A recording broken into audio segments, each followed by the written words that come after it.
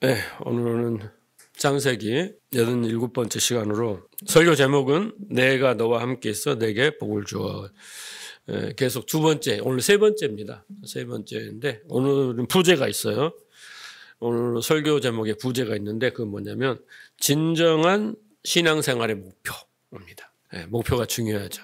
그래서 일부러 유튜브를 듣는 분들이 있어서 이 부분을 한 번 더, 여러분 좀 익히 잘 알고 계시겠지만 한 번 더 강조해서 설교를 할까 합니다.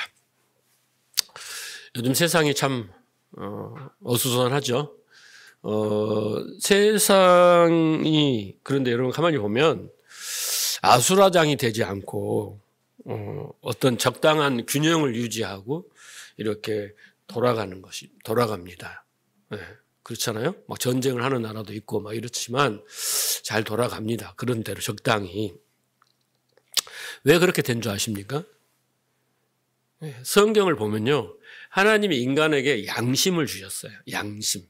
그건 다른 말로 말하면 선악입니다. 옳고 그름, 좋고 나쁨 이런 것을 분별할 수 있는 양심을 주셨어요. 로마서에 나와 있는 말씀입니다. 그러면 사람들은 그 양심을 가지고 도덕과 윤리를 만들었고 상식과 공정이라는 것을 만들어서 법이라는 걸 만듭니다. 그래서 그걸로 질서를 유지해 가면서 세상은 이렇게 적당히 그럭저럭 돌아갑니다. 그런데 문제는 사람이 탐심, 탐욕을 갖게 되면 이제 그 공정과 상식, 법, 그죠? 도덕과 윤리를 깨버리는 게 탐심과 탐욕이에요. 그것을 과하게 가질 때 누군가가 이제 전쟁이 일어납니다. 전쟁이 일어나는 나라는 다 그런 거예요. 누군가 어떤 지도자가 독재를 하거나 권력 부정축제를 하거나 그러잖아요. 그래서 전쟁이 나고 결혼 생활도 마찬가지고요. 어디든 조직이든 간에 분쟁과 다툼이 일어납니다. 이해가 되시죠? 그러면 세상 속의 교회는 아까 세상은 어떻게 돌아간다 그랬죠? 양심에 따라, 선악에 따라 돌아간다 그랬잖아요. 그런데 세상 속의 이 하나님의 나라, 세상 속의 이 교회는 무엇으로 유지되고 무엇으로 온전해져서 교회다운 교회가 될까? 제가 가만히 생각해 보니까 여러 가지가 있겠지만 그건 하나님의 언약입니다. 언약이에요. 그래서 모든 것이 하나님의 언약을 중심으로 그 언약의 내용대로 가야지 온전한 교회가 되는 겁니다. 그런데 교회에서 그거 싹 빠져버리면 교회에도 다툼과 분쟁과 전쟁이 일어나는 겁니다. 네. 그래서 교회에서 상처받는 분들이 대부분 뭐냐면 목회자에게 상처받고 그 다음에 교인들에게 상처받고 교회의 어떤 그런 거 있잖아요. 행정이나 뭐 이런 시스템이나 프로그램이나 뭔가 불만 이런 것들 때문에 교회를 떠난다고 이렇게 그 설문조사에 나오더라고요. 세 가지 이유가. 근데 그 교회는 뭐가 없어요? 언약을 중심으로 안 가기 때문에 그렇습니다. 언약을 갖고 있는 사람은 그런 것들이 중요치가 않아요. 그런데 언약이 없기 때문에 다른 것을 중요시하다 보니까 그것 때문에 이렇게 문제가 생깁니다. 그래서 뭐가 중요하다고요? 언약이 중요합니다.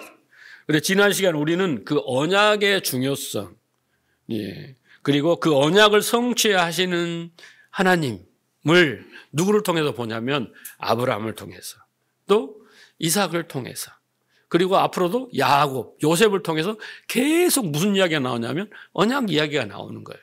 언약. 공부를 했습니다. 그래서 이삭이 약속의 땅, 오늘 본문에 읽은 대로 약속의 땅인 가나안 땅을 떠나서 애굽으로 가지 않고 하나님의 그 설득을 했다 그랬잖아요. 그래서 하나님께 순종을 하고 100배의 복을 받았습니다. 그 이유가 뭐였어요?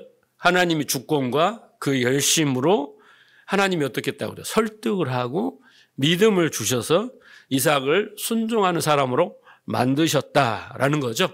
그렇죠? 그래서 히브리서 11장에서 이삭은 어떤 믿음으로 이삭은 이렇게 나오잖아요. 그리고 찾아보니까 몇 가지 특징이 있어요. 이삭이 동일한 약속을 유업을 받았다. 아브라함이나 이삭이나 야곱이 동일한 약속을 받은 사람이다. 약속을 믿었다는 거죠, 언약을. 그리고 장막에 거했다. 이게 뭐예요? 성전이에요. 그때 텐트는 성전이잖아요. 하나님을 잘 섬겼다는 거죠. 그리고 세 번째 20절에 히브리 11장 20절에는 장차 일에 대하여 야곱과 에서에게 축복하였다. 이게 믿음으로예요. 에서의 믿음이에요. 그러니까 축복한 건 좋은데 뭔 축복을 했냐면 장차의 일은 뭐예요? 하나님의 언약을 근거로 축복을 했다. 이게 이삭입니다. 그래서 이삭이 하나님의 설득으로 믿음의 사람이 되었는데 그 내용이 히브리 11장은 이렇게 나와 있습니다. 그럼 하나님은 왜 이렇게 이삭에게 하셨는가? 왜 설득을 쫓아가서 모리아산에서 그랄까지 쫓아오시면서 계속 집요하게 추적하시고 설득을 하셨는가라는 것입니다. 왜 그랬다고 그랬죠? 언약 때문에. 오늘 이삭이 100배의 복을 받는 이유도 뭐예요? 아브라함이 그잖아요. 아브라함이 순종했기 때문에. 하나님이 아브라함이 하신 약속 때문에. 이거였잖아요. 우리가 공부한 게. 그렇죠? 그래서 하나님이 아브라함에게 스스로 하신 언약 때문에 그렇게 하신 겁니다. 그렇죠? 그렇지. 이삭이 어떤 100배의 복을 만한 어떤 자격을 갖췄다거나 어떤 조건이 있다거나 아니면 어떤 일을 했다거나 대가로 그렇게 받은 것이 아니고 하나님의 언약 때문이었다라는 겁니다. 그래서 우리가 신앙생활을 하는 동안에 가장 주목하고 가장 중요하게 여겨야 할 것은 뭐냐면 하나님의 언약입니다. 언약이에요. 그래서 그 언약에 대해서 알고 믿고 그 언약을 성취하기 위해서 열심을 내고 그걸 소망으로 붙들고 살아야 돼요. 그런데 만약에 언약과 상관없이 신앙생활을 하는 신자들, 아까 교회의 분쟁과 다툼 이야기를 했잖아요. 신앙생활의 목표가 하나님의 언약의 성취가 아닌 다른 것을 붙들게 되면 그 사람의 신앙생활은 수고하고 무거운 짐진 신앙생활이 되고 나중에는 슬피 울며 이를 갈게 된다. 그걸 보여주는 것이 바로 바리새인들이죠. 그래서 하나님 보여주는 거예요. 자, 그래서 우리가 그러면 언약을 제가 계속 강조하니까 하나님이 그 언약을 중심으로 언약을 성취하기 위해서 일하셨다는 근거가 어디 있어요? 라고 한다면 아브라함을 아브라함으로 바꾸시는 거 뭐예요? 하나님이 창세기 18장에 이야기를 했다잖아요. 네가 나에게 순종하는 자로 내가 만들겠다. 이게 그렇잖아요. 그래서 아브라함을 아브라함으로. 그리고 이삭을 설득하여 믿음을 주시고 순종하게 해서 100배의 선물을 주셨다. 이것도 언약의 성취죠. 그렇잖아요. 그리고 지난 시간에 잠깐 설명했던 우리 공부했던 이스라엘 백성의 율법과 성막을 주셔서 그 언약에 대해서 설명하시고 성취에 대해서 설명하셨다라는 것을 우리가 공부했습니다. 이런 것들을 볼 때 하나님은 계속 앞으로도 공부하겠지만 언약을 아브라함이 하신 언약을 계속 사람들에게 후대 사람들에게 성취해 가시는 내용들이 성경에 가득하다. 성경의 핵심이며 주된 내용이다라는 것입니다. 자, 그러면 이제 오늘 공부할 건데 우리가 이제 그러면 지금 하나님은 교회에게 우리에게 그죠? 우리에게 어떻게 언약을 성취하고 계시는가 이게 중요한 거예요. 구약 사람들에게만 언약이 있고 우리 신약 이후에 우리에게는 하나님의 언약의 성취가 어떻게 하시고 어떻게 이루어 가지고 있는가 이거 중요하잖아요. 그렇죠? 네. 그래서 지난 시간에 하나님이 이스라엘 백성에게 언약을 성취하시는 방법이 뭐였냐면 율법과 성막을 주셨다고 했죠. 그렇죠? 그래서 신명기 30장 15절 25절에서 순종하면 생명과 복을 불순종하면 사망과 저주를 이렇게 하셨다고 했습니다. 하지만 제가 뭐라 했어요?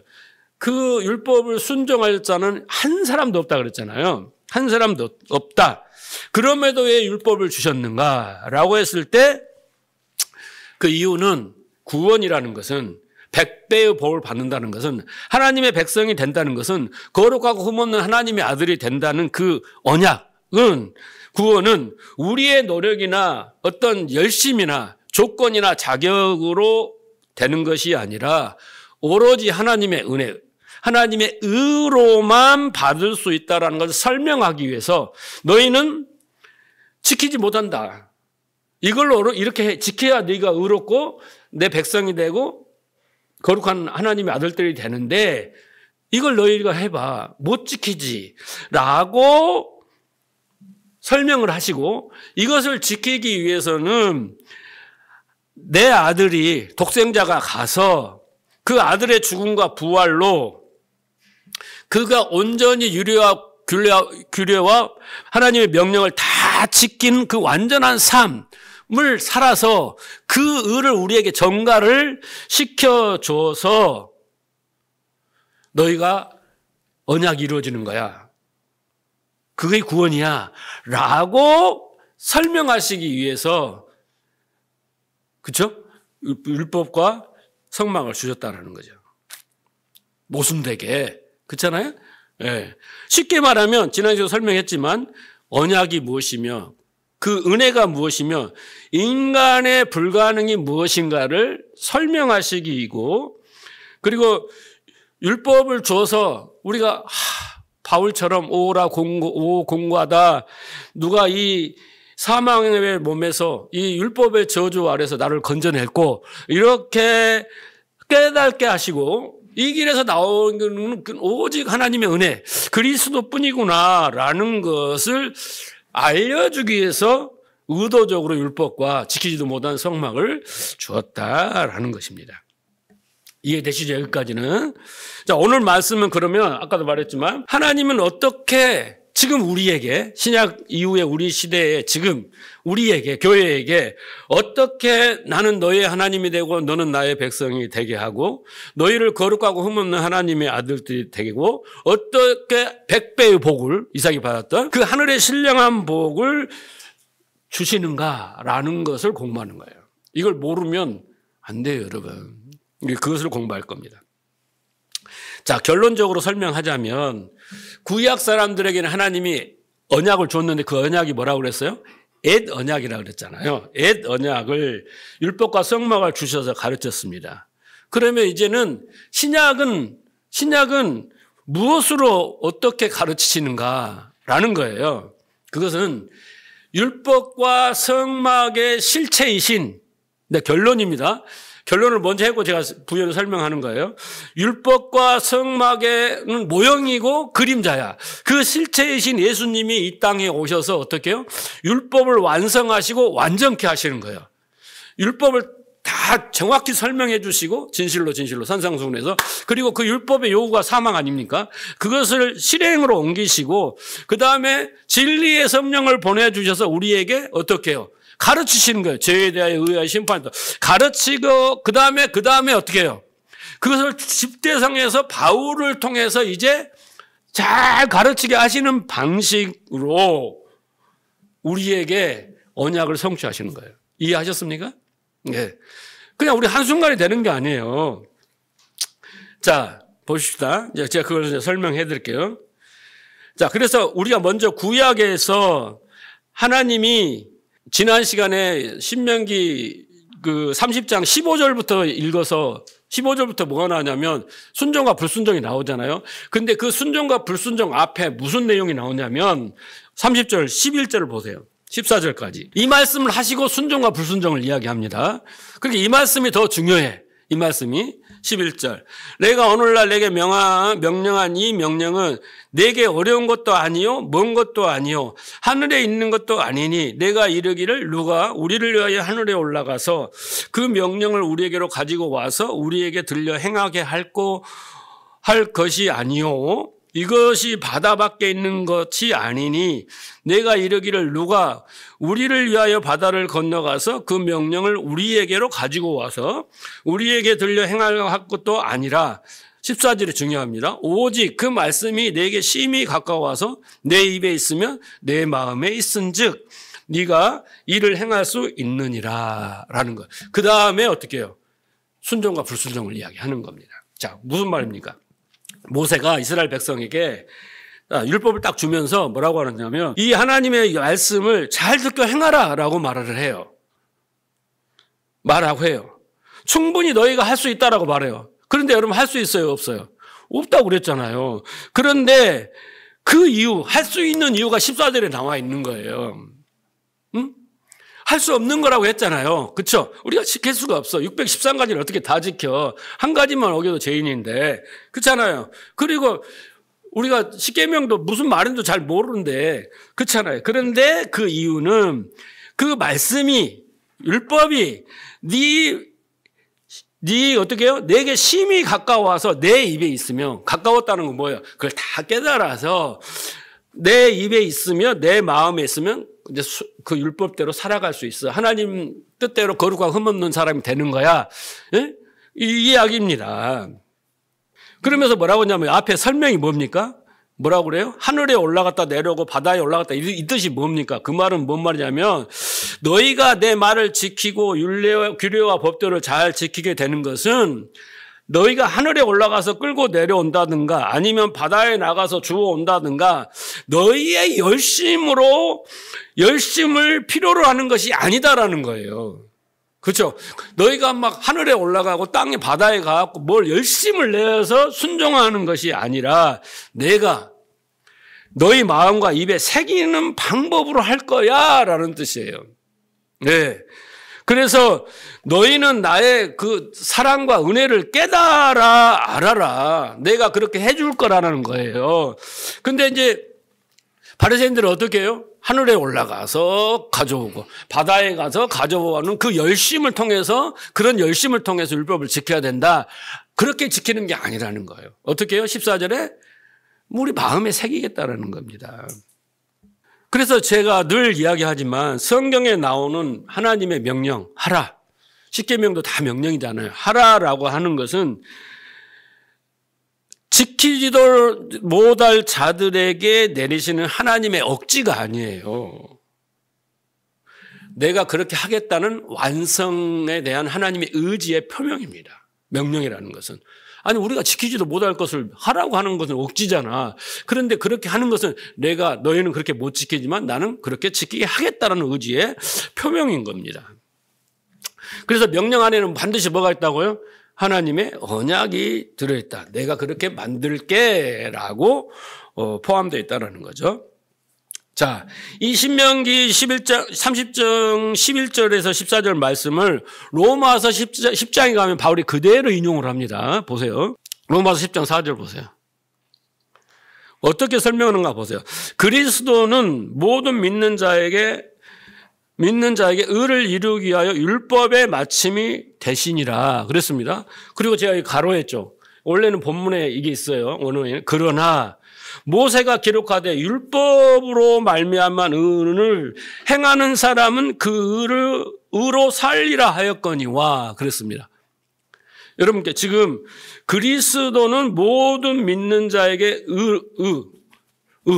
그러니까 예수 그리스도께서 율법의 마침이 됐다는 것은 율법을 완성하신 거예요. 근데 그걸로 해서 우리에게 뭘 준다? 의를 주신다는 거예요. 하나님이 의죠. 그걸로 구원을 받네요, 우리가. 그러나 모세하고 지금 대조를 하는 거예요. 그리스도하고 대조하고. 근데 모세가 기록하여 율법의 의는 뭡니까? 율법을 지키는 것이 율법의 의예요. 자기 의잖아요. 율법의 의를 행하는 사람은 그 의로 살리라 하였거니와 그런데 가로가 빠진 거예요. 제가 이제 해석을 달자면 율법을 온전히 지키는 사람은 없다라는 뜻이에요. 오케이? 그렇잖아요. 율법을 온전히 지키면 그리스도가 필요가 없고 그리스도 십자가도 필요 없고 그리스도 율법에 죽기까지 복종이 필요 없잖아요. 그런데 대조를 하는 거예요. 그리스도와 지금 모세와 대조를 합니다. 6절 이제 설명하잖아. 믿음으로 말미암은 의는 어떻게 얻은 거야? 믿음으로 말미암은 의는 뭐예요? 4절에 결과로 얻은 거예요. 네.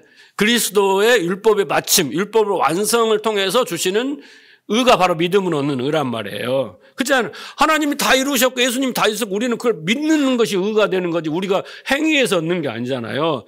자, 그 의는 이렇게 말하는 거예요. 내가 내 마음에 누가 하늘로 올라가겠느냐 하지도 말라 하니 올라가겠느냐 함은 그리스도를 모셔 내려오는 것이요.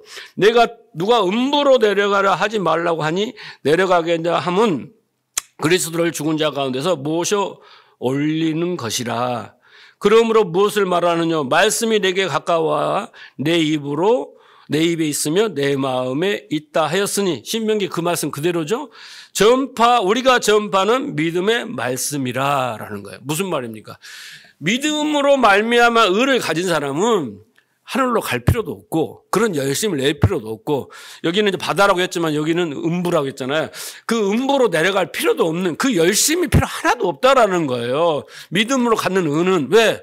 그리스도의 의를 받았기 때문에 우리의 열심으로 안 된다. 그래서 9절에 내가 만일 내 입으로 예수를 시인하면 예수께서 그 죽은 자 가운데서 살리신 것을 내 믿으면 구원을 얻으리라. 사람이 마음으로 믿어 의에 이르고 입으로 시인하여 구원에 이른다. 여러분, 이 지금 9절하고 10절 말씀을 우리가 오해해서 영접기도라고 생각하는데 아니에요, 여러분. 영접기도 해갖고 구원받는다고 우리는 자꾸 그냥 거기서 멈춰버리는데 아니에요. 그런 의미가 아닙니다. 여기는 뭐예요? 믿음으로 받는 의에 대해서 알아야 구원이라니까요. 그렇잖아요. 그냥 단지 아무것도 모르면서 예수 뭐 천당 간다, 지옥 안 간다, 영접하세요. 그럼 영접이 뭔지, 시인하는 걸 뭘 시인하는지도 모르고 그냥 예수만 믿겠다고 한다고 되는 문제가 아니라는 거예요. 그래서 지금 이 말씀은 창세기 18장부터 이거 연결을 해서 읽어야 되는 거예요. 하나님이 아브라함을 택한 이유가 뭡니까? 목적이 뭐예요? 당신의 백성들이 여호와의 도를 지켜 의와 공도를 행하게 하시려고 아브라함을 그 시조로 택했다 그랬잖아요. 그래서 그 약속이 지금 이삭에게도 이루어지고 야곱에도 이루어지는 거 아닙니까? 그렇죠. 그래서 바로 그 아브라함으로부터 시작해서 오늘 본문 이삭, 그리고 아들 야곱, 그로부터 이스라엘 12지파에게 당신의 명령과 규례와 법도를 지키는 자로 값없이 만드시겠다. 이게 바로 하나님의 언약인 거예요. 그게 언약인 거예요. 그래서 그것을 우리의 성경을 통해서 알려주셨다. 이것을 바울이 지금 여기다가 신명기를 갖다가 지금 율법에 대해서 이야기를 하면서 10장에 이야기를 하는 거예요. 그래서 자, 4절을 보세요. 4절을 보시면 율법에 관한 이야기가 나오잖아요. 그래서 교회가 율법을 지켜서 교회로 선택된 것이 아니라 예수 그리스도가 율법을 완성하고 마침이 되셨다. 그런 거죠. 예수 그리스도가 율법을, 하나님의 명령과 규례와 법도를 완벽하게 지키셨어요. 율법을 완성했어요. 그래서 그로 우리가 교회가 된 거지. 하늘로 가고 땅으로 가고 뭐 어디로 가고 그 열심으로 해서 그렇게 된 것이 아니다. 우리의 노력이나 수고가 보태져서 그렇게 된 게 아니라는 거죠. 5절 보면 그런 거잖아요. 아까 읽었던 대로 신명기 30장에 지금 요구한 거죠. 순종, 불순종을 요구한 거잖아요. 모세는 하나님의 명령과 규례와 법들을 잘 지키는 자가 복을 받는다라고 했어요. 제가 그래서 그런데 지키는 사람은 없다라고 했잖아요. 그렇죠. 예. 그래서 구약에 하나님이 신명기를 통해서 순종과 불순종을 요구하는 이유에 대해서 여러분 아셨잖아요. 그건 안 되는 거잖아요. 그래서 그러나 이렇게 나오는 거예요. 그 다음 9절에 5절에 그러나 율법이 마치면 됐죠. 그러나 모세하고 좀 상반된 뜻이라는 거죠. 그래서 하나님이 그러나 모세에게 준 율법과 성막을 주시면서 이스라엘 백성이 그걸 잘 지킬 수 있으리라는 기대를 가지고 요구하신 게 아니라는 거예요. 그러나는, 그렇죠? 주신 목적은 깨닫게 하기 위해서 주신 거라는 겁니다. 인간은 하나님의 율법 준수의 요구 앞에서 자기의 어떤 무기력과 불가능함을 인정하고 하나님의 은혜를 알게 하기 위해서 줬다는 거예요. 이해하시겠죠? 네. 그래서 아까 우리가 로마서 10장 4절부터 봤지만 6절에 보면 믿음으로 말미암은 의는 그러죠. 그래서 그리스도가 율법을 마침이 돼서 완성해서 주시는 그 의는 그렇게 말하는 거죠. 그러면서 믿음의 말씀이라고 그러잖아요. 8절에 보면 믿음의 말씀이라고 그러잖아요. 그게 뭐예요? 말씀이 내게 가까워서 내 입에 있으며 내 마음에 있다라는 것을 뭐라고 해요? 우리가 전파하는 믿음의 말씀이다라는 거예요. 그 말이 뭔 말입니까? 그 율법을 주신 목적이 순종하라 불순종하라 그것을 시험하고 그 결과로 뭐 평가하고 복 주고 벌 주게 한 게 아니라 하나님이 주신 의도가 뭐예요? 우리가 그 속에서 불가능하고 무기력함을 아는 것이고 하나님의 그리스도의 은혜를 구하는 것이라는 것을 어떻게 해요? 말씀이 가까웠고 내 입에 있으면 깨달아졌으면 그걸로 어떻게 해요? 그것을 목적으로 그렇게 우리를 구원하시겠다라는 거잖아요. 그걸 뭐라고 가르쳐요? 8절에 믿음의 말씀이다. 우리가 전하는 믿음의 말씀이다. 그래서 지금 바울이 전하는 것이 이걸 해석하는 거 아닙니까? 믿음의 말씀이라고. 그래서 이제 그 다음에 나오는 구절의 말씀이 내가 만일 내 입으로 예수를 시인하면 또 하나님께서 그를 죽은 자 가운데 살린 것을 내 마음에 믿으면 구원을 얻으리라.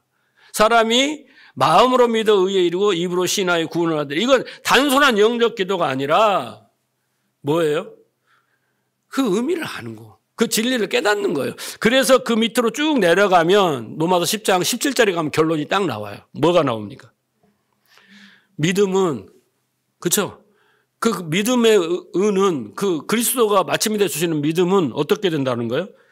그리스도의 말씀을 들어야 그 믿음을 갖는다라고 17절에서 결론을 딱 짓는 거예요. 쭉 로마서 10장 중요합니다. 한번 쭉 읽어보세요. 그래서 따라서 이 말씀은 하나님께서 당신의 열심과 주권으로 당신의 말씀을 우리 마음과 입에 새기는 방법으로 우리를 어떻게 하신다? 구원하신다는 거예요. 그래서 구원은 뭐라고 했어요? 혼의 구원이라고 했잖아요. 그렇죠? 예. 그래서 우리의 머리가 구원을 받아야 된다고. 머리가 생각이 바뀌어야 된다니까요. 그 생각이 뭐라고 해요? 혼 나야. 그걸 바뀌어야 되는 거예요. 그래서 우리의 마음과 입에 새기는 결과로 우리 생각이 변화돼야 돼요. 우리 안에 비진리가 진리로 바뀌는 거예요. 그것을 우리가 어떻게 입으로 시인하고 이제 믿게 된다 이렇게 표현을 하는 것입니다.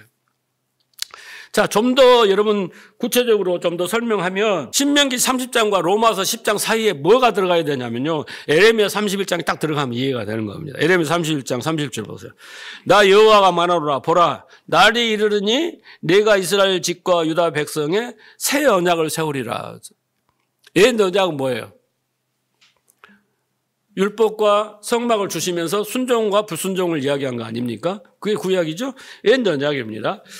자, 이 언약은 그렇잖아요. 이 언약은 32절 내가 그들의 열조의 손을 잡고 애굽 땅에서 인도하여 내던 나를 세운 것과 같지 아니하며 시내산에서 이 율법을 주셨잖아요. 아니할 것은 내가 그들이 남편이 되었음에도 그들이 내 언약을 파하였다. 네. 하나님이 옛 언약을 줬어요. 그렇죠? 그래서 하나님은 신랑과 신부가 어떻게 성혼을 하잖아요. 성혼선언을 하잖아요. 그 약속을 하잖아요. 그런 것처럼 이렇게 언약을 주고 시내산에서 내가 율법을 주면서 언약을 맺었는데 이 사람들이 어떻게 했어요? 언약을 지키지 못했어요. 파기를 했단 말이에요. 파였습니다. 33절. 파할 수밖에 없죠. 왜? 파할 수밖에 없어. 지킬 수가 없으니까. 나 여호와가 말하노라 그러나 그날 후에 내가 이스라엘 집에 세울 언약은 이러하니 어떻게 해요? 여기 나오잖아. 내가 나의 법을 그들 속에 두며 마음에 기록하며 그들의 하나님이 되고 그들은 내 백성이다. 그러니까 하나님이 내가 너희 하나님이 되고 너희는 내 백성이 되는 게 하나님의 언약 아닙니까? 신약으로 말하면 나는 너희 교회를 거룩하고 흠없는 하나님의 아들이 되겠다. 이거잖아요. 예? 그렇게 되게 하는 방법이 뭐예요?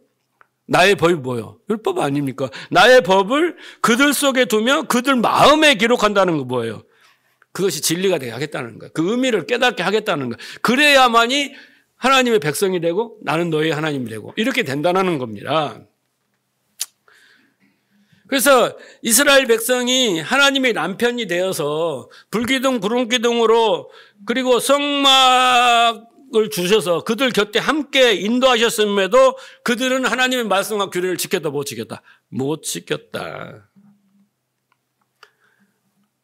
그 못 지켜서 왜 줬냐고.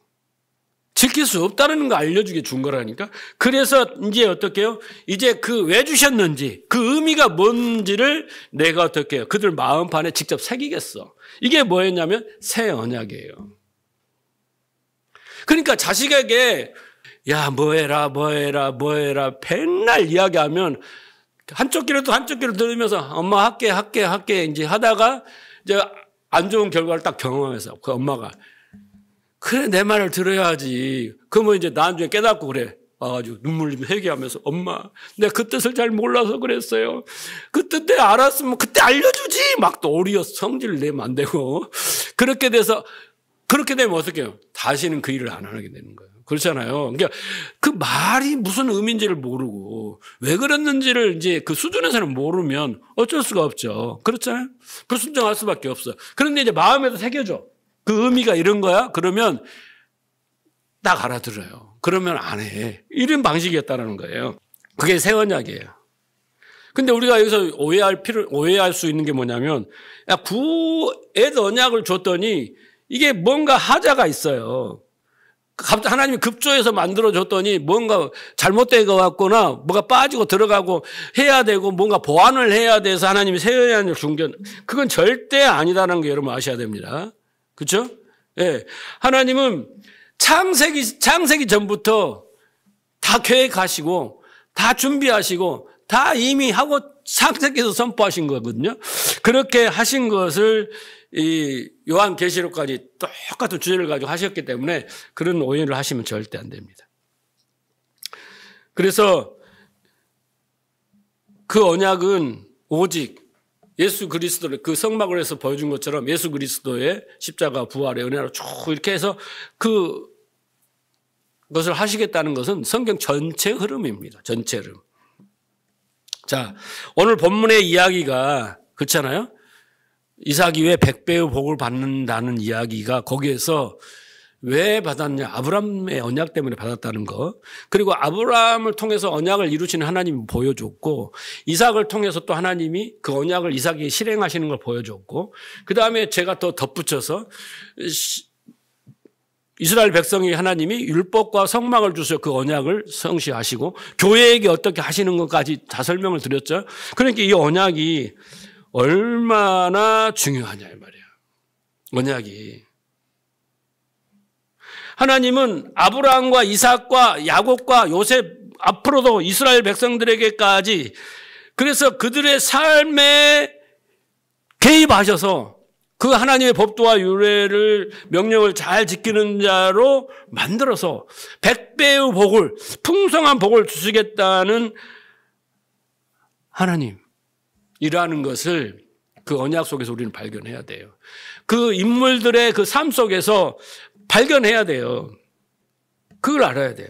그래서 그 언약을 나에게 적용을 해야 되는 거예요. 이 사실을, 이 내용을 중요해야 돼요. 자, 그런데 율법을 붙들고 순종과 불순종을 오락가락 하면서 율법 아래에 있는 자들은 바리새인들인데 저주 아래에 있는 자들이다라는 겁니다. 하나님은 새 언약을 통해서 우리를 믿음으로 믿음에 이르게 하셔서 100배의 복을 주신다고요. 진짜 복을. 그걸 여러분 깨달으셔야 돼요. 듣고 막 그렇구나가 아니야. 지금 이 언약이 얼마나 중요한데. 그래서 제가 설득을 하잖아요. 예, 이 언약이 얼마나 중요한데. 그래서 그 언약이 왜 중요한지, 그 언약의 내용이 뭔지, 그 언약을 나한테 어떻게 적용시켜야 하는지까지 결론이 나와야 돼. 자, 한 가지 더 봅시다. 설교는 뭐다? 하나님의 설득이다. 자, 에스겔서 36장을 보세요. 16절 여호와의 말씀이 또 내게 임하여 이르시되 인자야 이스라엘 족속이 그들의 고국 땅에서 거주할 때 그들의 행위로 그 땅을 더럽혔나니 나 보기에 그 행위가 얼경 중에 있는 여인의 부정함 같았니라. 그들이 땅 위에 피를 쏟았으며 그 우상들로 말미암아 자신을 더럽혔으므로 내가 분노를 그들 위에 쏟아내어 그들이 행위대로 심판하여 각국에 흩었나니 여러 나라에 해쳤다. 이게 뭐예요 지금? 바벨론? 예? 북이스라엘은 아수르에 망하고 586년에 남유다가 망해가지고 일부가 어디로 왔어요 지금? 바벨론에 포로로 잡혀왔어요. 지금 에스겔서 아닙니까? 그래서 에스겔에게 지금 하나님이 왜 너네들이 잡혀왔는지를 지금 설명하고 있는 거예요. 자, 그런데 이제 하나님께서 어떻게 해요? 얘들을 구원을 하셔요. 다시 고국으로 데려갑니다. 왜? 잠시 너네들이 왜 이렇게 망했는지 왜 이렇게 바벨론에 망해갖고 식민지 생활을 하고 포로로 잡혀가야 되는지를 설명을 해주는 거예요. 눈으로 보여주는 게 우리한테. 그렇죠? 그러면서 하나님이 이제 회복을 시키는 거예요. 근데 뭐 때문에 회복시켜요? 언약 때문에 회복을 시킨 거예요. 언약 때문에. 네? 여러분, 여러분들이 똑똑해서 잘해서 복을 받는 게 아니에요. 예. 자, 24절 보세요. 36절. 내가 너희를 여러 나라 가운데 인도하여 내고 여러 민족 가운데서 모아 이제 다시 고국으로 들어갈 때 25절부터 이게 중요한 단어가 있어요. 맑은 물을 너희에게 뿌려서 너희로 정결케 하되. 여러분, 물 뿌린다고 됩니까? 여기서 물은 뭐라고 그랬어요? 말씀이에요. 진리의 말씀. 그리고 26절은 뭐예요? 새 영을 주고. 영이 뭐예요? 하나님의 말씀이란 말이에요. 그죠? 새 영을 주고, 그래서 우리를 새 마음으로 만든다는 거예요. 그리고 너의 육신에 굳어진 마음을 제하고 부드러운 마음을 주는 게 뭐예요? 새 영이에요. 진리의 말씀이란 말이에요. 그 다음에 또 27절. 내 영을 너희 속에 두고 너희로 내 율례를 행하게 하리니 너희가 내 규례를 지켜 행할지니라. 그러면 어떻게 되겠어요? 내가 너희 조상에 준 땅에서, 이제 가나안 땅이죠? 너희에게 거주하면서 내 백성이 되고 나는 너희의 하나님이 되고. 이게 중요한 거예요. 나는 너희의 하나님이 되고 나는 너희의 백성이 된 게 뭐예요? 하나님의 언약이죠. 근데 이게 어떻게 이루어져요? 우리의 노력으로 회개로 이루어지는 게 아니잖아요. 어떻게 해요? 새 마음, 맑은 물을 뿌려서 씻어주고 새 영을 주어서 새 마음을 만들고 내 영을 주어서 너희로 그렇게 말씀을 지키게 하는 그 언약을 이루시는 방법이 뭐예요? 똑같죠? 아까 예레미야 똑같죠? 그렇죠. 그래서 신명기 아까 똑같죠? 예. 이삭을 설득하는 거 똑같죠? 아브라함을 그렇게 만든 방식이 똑같죠? 이렇게 흐르고 있는데 이거에 관심이 없는 사람이 너무 많아. 목사님만 목 아픈 것 같아. 맨날 이야기해야 되니까. 남유다가 바벨론의 침략을 해서 망하는데 하나님의 언약을 버리고 율법도 버리고 성막도 버렸어요. 그리고 뭐였냐면 우상을 숭배했단 말이에요. 왜 우상을 숭배했어요? 풍요와 다산이에요. 풍요와 다산. 예. 예. 그래서 하나님의 언약을 완전 무시하고 풍요와 다산을 쫓아서 우상을 섬긴 결과란 말이에요. 만약 여러분 교회가, 한국 교회가 풍요와 다산을 만사형통 부귀영화 이걸 쫓아가면 어떻게 되겠어요? 그게 우상 숭배 아닙니까? 우상이 하나님을 섬기는 거 아닙니까? 망해요, 망해. 정말 언약을 버리면. 자, 그래서 결론. 그래서 이제 그런 원리로 하나님이 어떻게 해요? 그런 원리로 언약을 성취해 가셔서 신약에 와서는 자, 에베소 1장 3절입니다. 찬송하리로다. 하나님 곧 우리 주 예수 그리스도의 아버지께서 그리스도 안에서 하늘에 속한 모든 신령한 복, 이걸로 요약되죠. 하늘의 신령한 복. 이제 구약 사람은 뭐예요? 다 육신의 복, 물질의 복 다 그러잖아요. 그런데 이제 진짜 복, 100배의 복, 그 신령한 복을 우리에게 주시되 어떻게 해요? 창세전에 그리스도 안에서 우리를 택하사 우리로 사랑 안에서 그 앞에 거룩하고 흠없게 하시려고. 이게 뭐예요? 나는 너의 하나님이 되고 너는 나의 백성이 되는 거죠. 되게 하시려고. 그 기쁘신 뜻이 뭐예요? 예수 그리스도를 애정했다라는 거예요. 예수 그리스도를 말미암아 자기 아들들 되게 하셨으니. 자, 결론. 그래갖고 뭐 하는 거예요? 그 은혜의 영광을 찬송하는. 인간의 본분이야 이게. 이 인간의 본분은 뭐냐면 다른 거 없어요, 여러분. 인간의 인간됨을 아는 것. 하나님의 하나님됨을 아는 것. 그러면 어떻게 했어요? 인간과 하나님의 관계가 딱 올바른 관계가 되는 거예요. 근데 인간이 하나님을 인정하지 않아. 하나님을 의지하지 않아. 하나님 무시해. 하나님 말에 신경도 안 써. 그건 인간다움이 아니에요. 진짜 인간은 동전의 양면과 같은 거예요. 그래서 기독교 강으로 쓴 켈빈이 뭐라 했다고요?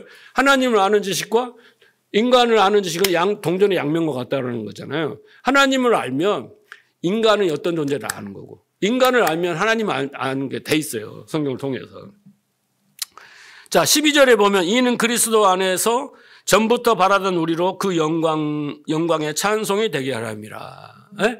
그래서 하나님이 하나님됨을 인정하고 하나님을 찬양하고 하나님을 의존하고 그게 천국 아닙니까? 그렇게 해서 인간다움으로 만들기 위해서 전혀 하나님을 알지도 못한 자를 그렇게 만드는 것이 하나님의 약속이에요. 새 창조입니다.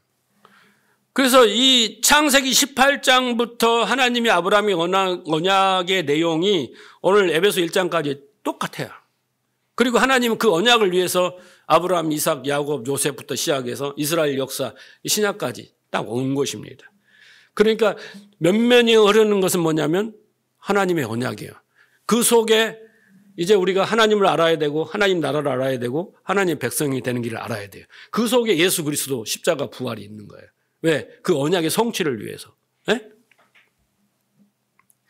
그래서 그렇다면 이제 우리가 오해할 수 있어요. 그럼 목사님네 교회는 아무것도 안 해요? 네, 아무것도 안 해요? 이렇게 물어봐요. 하나님이 다 언약을 이루시는데 우리는 뭘 해야 돼요? 아닙니다. 절대 아닙니다. 그거는 아무것도 안 해도 된다는 게 아니라 하나님은 끊임없이 성도들에게 설득하시고 또 그 인격과 이성에 호소하시고 그들의 손발을 움직여 가십니다. 그래서 신학적으로 뭐라고 하냐면 그 all dependence, 의존, 그리고 all effort, 뭡니까? effect, 수고. 그래서 우리는 하나님을 의존한 그 절대 주권과 그분의 열심을, 그 은혜를 전적으로 의지해야 됩니다. 그렇지만 하나님은 우리의 손발을 움직여서 어떻게 해요? 그 일을 경험케 하시는 거예요. 그게 바로 뭐냐면 수고예요.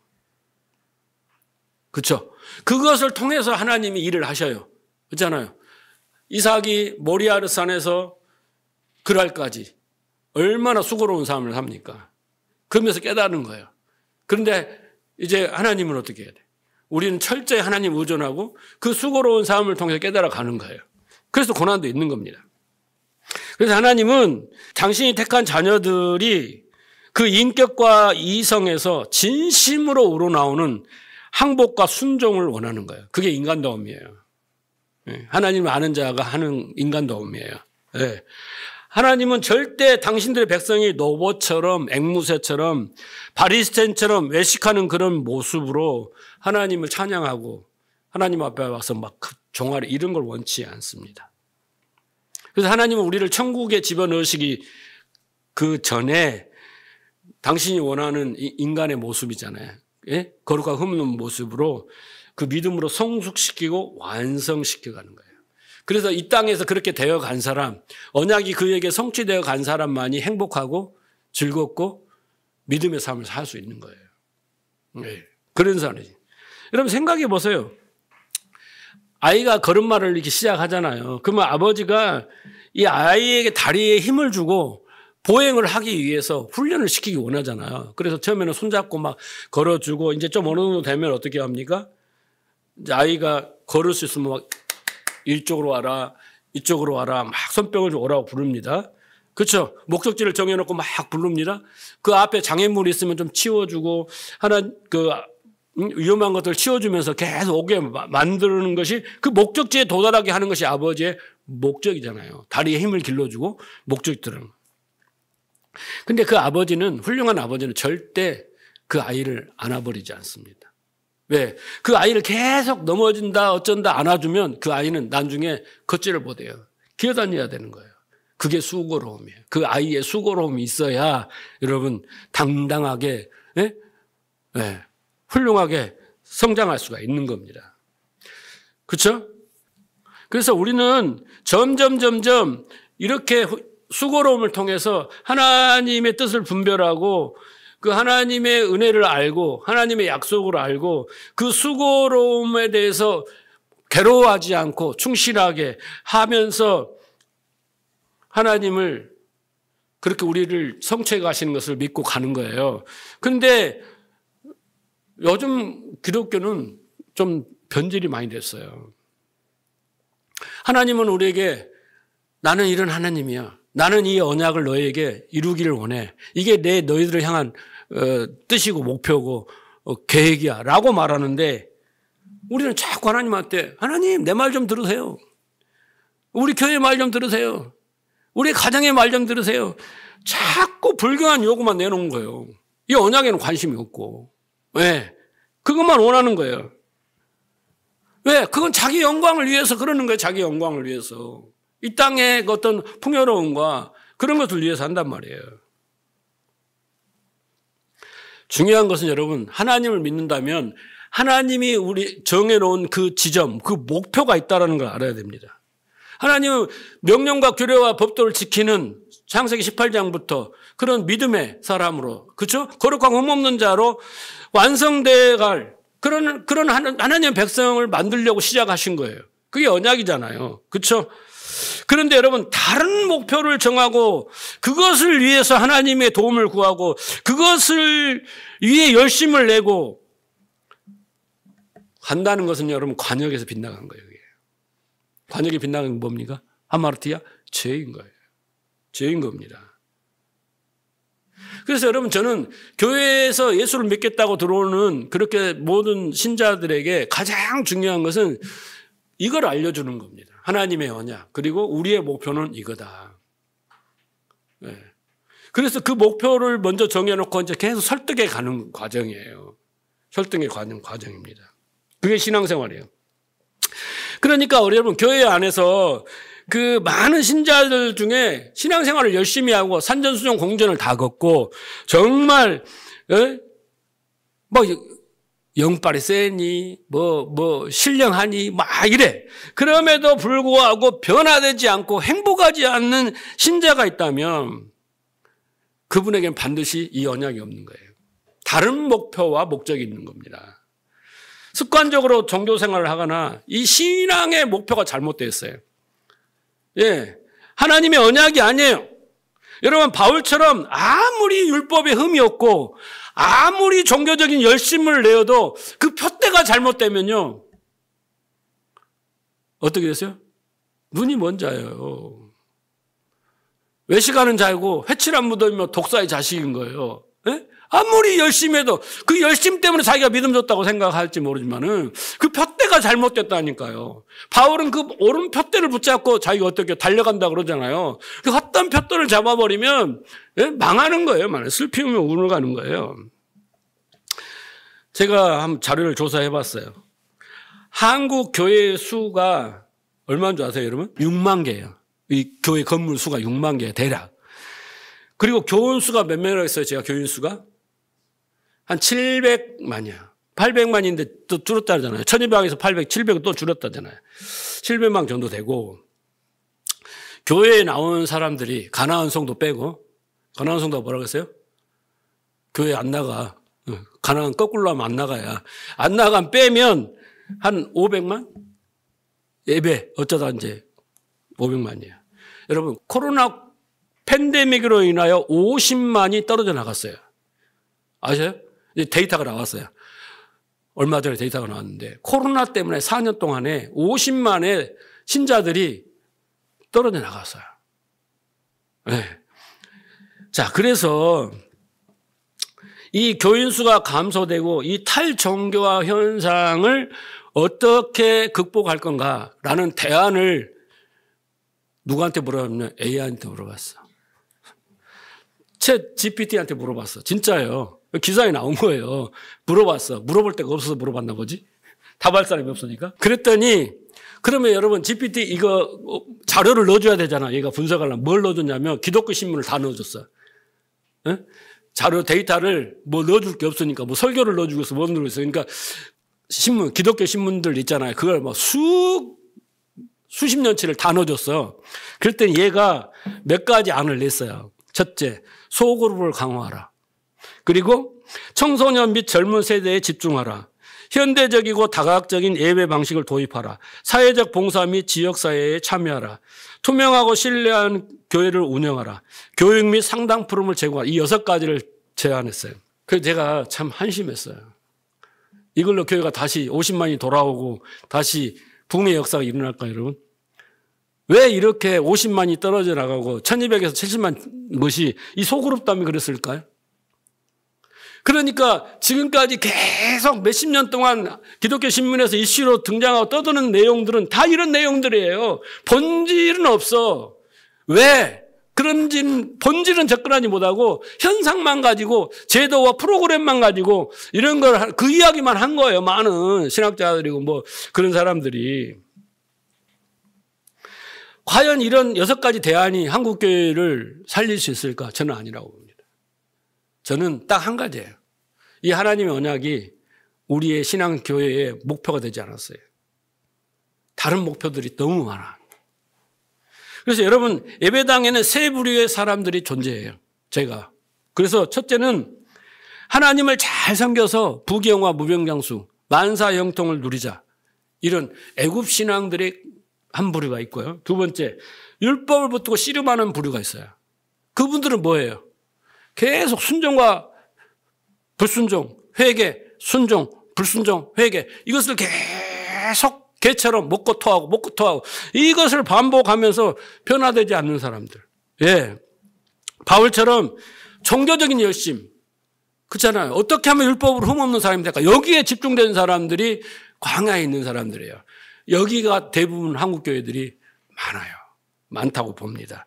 그런데 이것을 우리는 합쳐서 뭐라고 그랬어요? 기복주의, 율법주의는 동전의 양면이다. 제가 지난주에 설명했죠? 예. 회심하기 전에 바울을 생각하면 딱 됩니다, 여러분. 바울을 생각해요. 자, 그러나 세 번째 부류는 진정한 성도는 하나님의 언약을 붙들고 그것을 믿고 그것을 소망하며 또 그 언약이 자기의 신앙의 목표가 돼서 그것을 성취하기 위해서 열심을 내는 사람이 세 번째 부류예요. 진짜 가난한 성도입니다. 이해하시겠습니까? 오늘 제가 이 하나님의 언약 그리고 연관하여 신앙의 부재로 신앙생활의 진정한 목표를 이야기한 것은 왜? 이게 첫 단추예요. 첫 걸음이에요. 우리가 이 목표를 정해놓고 교회가 가야 되고 성도가 가야 되는데 이 목표를 다른 걸 정해주면 간 만큼 시간을 낭비하는 거, 무엇도 과정일 수도 있어요. 왜? 애굽에서 광야로 와야 되니까 그 과정이 있지만은 그러나 그래도 교회는 진짜 목표를 정해놓고 이리 갔다 다시 오고 저리 갔다 다시 오더라도 이 목표다라고 선포하면 이것을 위해서 가고 먼저 있는 부류들이 가서 이걸 보여주고 모범이 돼야 돼요. 선생이 돼야 돼요. 그런데 이 목표가 부재하니까 잘못됐으니까 이 문제가 온 겁니다. 저는 이제 크리스마스가 돌아오면서 크리스마스 설교 뭘 하지? 제일 고민하는 게 그거예요, 제가. 제일 고민하는 게 1년 동안 크리스마스 설교를 뭘 하지? 그런데 목자들이 생각났어요. 왜 그 기쁜 소식을 이 목자들에게만 줬을까? 네? 다시 말해서 이 어마어마한 오늘 설교는 어마어마한 설교예요. 왜? 이 어마어마한 설교를 1000명, 10,000명 모이는 교회 목사님이 했으면 어떻게 됐을까? 네? AI에게 물어볼 필요가 없죠. 그런데 왜 이 초라한 교회에 여기서 선포하게 했을까? 왜 그런 줄 아세요, 여러분? 1000명, 10,000명 모이는 교회 사람들은 목마르잖아요. 다 그렇지 않지만은 다른 것을 목말라 하기 때문에 보화를 던져주고 진주를 던져줘도 가치를 몰라요. 예, 너무 원하는 것들에 그것에 집착해 있고 그것만 집중하고 있으니까 아무리 갖다 줘도 그냥 이러는 거예요. 그런데 진짜 목자들처럼 그 목마름이 있잖아요. 구약의 그 예언이 성취되기를 목마라는 그런 성경이 나오죠? 우리 성탄절 설교들 들어보면. 그렇죠? 그런 인물들이 있잖아요. 예? 목마른 자들에게 주시는 거예요. 그렇게 하나님은 증거해 왔어요. 그래서 그것이 점점 근거로 내가 이렇게 말했지 선포하시면서 하실 거란 말이에요. 그래서 여러분 우리의 신앙생활의 목표가 뭔가를 먼저 점검하고 그 스스로 자기가 정한 목표와 목적을 향해 가는 사람을 우리는 종교인이라고 하는 겁니다. 그런데 성경이 말하는 하나님의 그 언약이 신앙생활의 목표로 삼는 자를 우리는 진정한 성도요, 진정한 신앙이라고 하는 거예요. 딱 구분이 돼요, 거기서. 다른 게 아니에요. 누구든지 간에 열심을 낼 수 있고, 다 할 수 있어요. 그런데 그 안에 깊이 들어가가지고 무엇을 위해서 그렇게 하는 거지? 난 천국 가기 위해서 합니다. 1.0. 네. 그 목표가 중요한 거예요. 목표가 잘못됐다면 열심히 한 만큼 수고하고 무거운 짐자예요. 그러나 목표가 올바른 상태에서 가는 것은요, 그만큼 열매가 있어요. 행복해요. 그래서 즐거워요.